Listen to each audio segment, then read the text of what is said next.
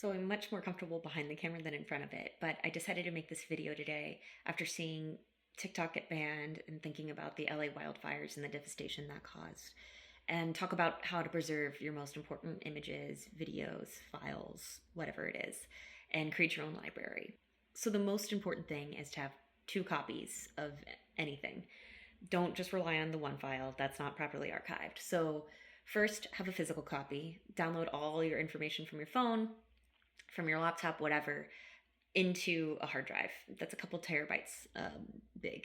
Label that hard drive with when you start the hard drive, start uploading the files. So let's say, or when the files start. So let's say you have a phone that's like 5 years old and the images start in 2020. Label it, December 2020 to, and then leave an open space. I literally just use tape, masking tape, and I write on Sharpie. It doesn't have to be complicated. So write the dates on the hard drive so that if you have multiple hard drives, if one gets filled up, you also write the end date of when it stops.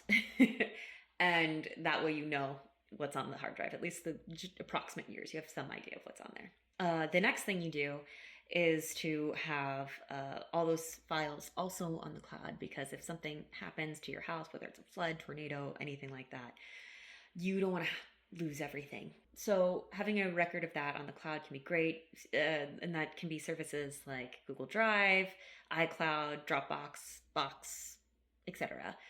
Compare how much data you have versus how much it costs. Some services like Amazon Photos are going to be free for unlimited photo storage. So that includes things like TIFFs or camera raw images, but it will charge you for video. So it just depends on the kinds of files you're saving and what makes the most sense for you financially. Please make sure you take photos of physical images too, whether that's a kid's drawing, your grandparents' wedding film book. Take photos of them.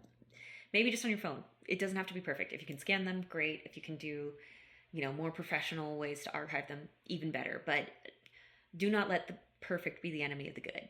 And the last bit of advice I would give is to organize your files and your uploads. So I do it by year. Because it can be intimidating to look just like at thousands and thousands of files unorganized in one, dumped in place. So not only do I put the files in a folder with the year, I also rename the files. So the front of the file name will have the year, the date, the month, underscore, whatever else I want to put on it. If you don't do that, that's also fine. I hope my advice helps some folks.